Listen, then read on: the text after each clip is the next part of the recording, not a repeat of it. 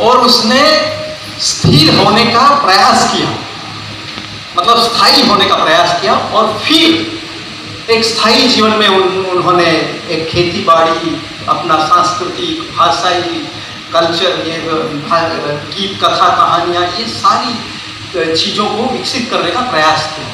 समृद्ध जीवन जिसको कहते हैं आदिवासियों के, एक समृद्ध पहचान आदिवासियों की, वो स्थायी रूप से विकसित करने का प्रयास किया जहाँ जहाँ बसे वहाँ।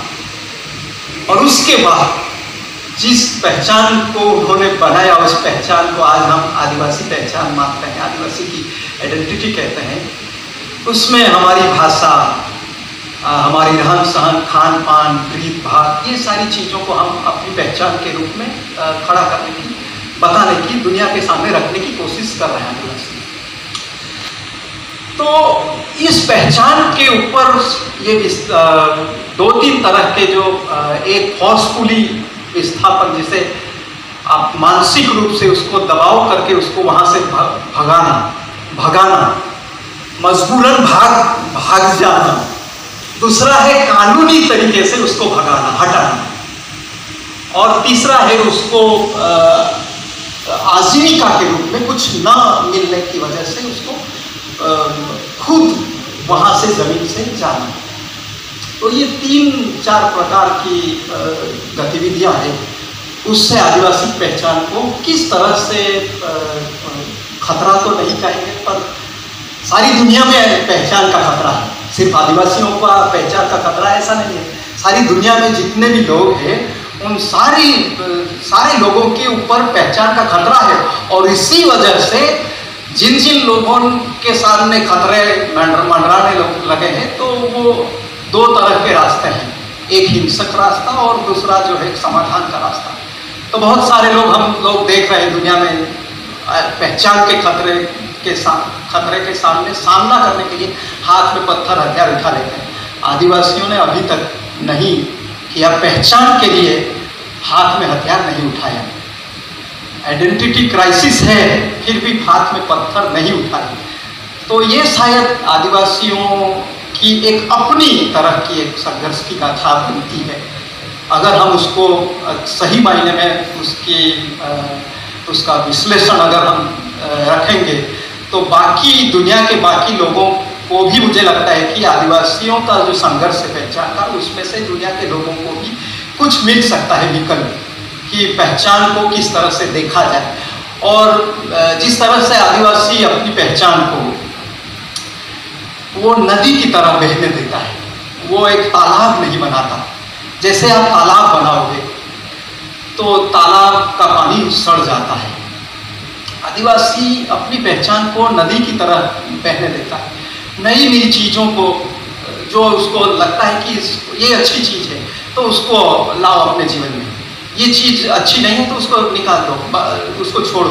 तो ये जो उनकी जो पहचान को विकसित करने की और नई पहचान को जो दुनिया में टिक सके, दुनिया में एक विकल्प के रूप में जिसमें जिया जा सके, ऐसी एक पहचान को बढ़ाने की कोशिश आदिवासी करता दिखाई देता है।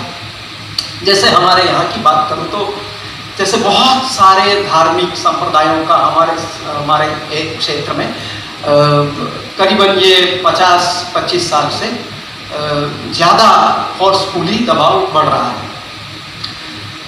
फिर आदिवासी क्या कर रहा है कि ठीक है, ये अच्छा है, अपना भी चालू रखो, ये ला रहे हैं तो उसको भी लाओ, करो, करके देखो। अगर उसमें अच्छा है तो उसमें भी नाचो, उसमें भी गा के देखो।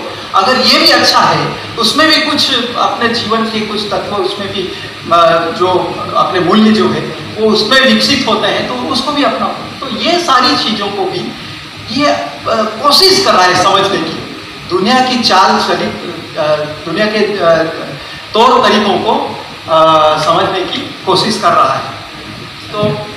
तो मुझे लगता है कि ये जो क्राइसिस है, उसमें सबसे बड़ी क्राइसिस है आदिवासियों की भाषा, जो ख़त्म होने की कगार पर जा रही है। आदिवासियों के तौर तरीके, जीने के ये सारे तरीके विलुप्त होते जा रहे हैं। खान पान की रीत रीत रस्म की सारी परंपराएं विलुप्त होती जा रही है। सबसे बड़ा जो क्राइसिस है वो आदिवासी नॉलेज, इंडिजिनस नॉलेज, जो सारी दुनिया के लिए आने वाले समय में विकल्प के रूप में आएगी काम में। ये जो ज्ञान की परंपरा है आदिवासियों की, उसके ऊपर सबसे बड़ा क्राइसिस है।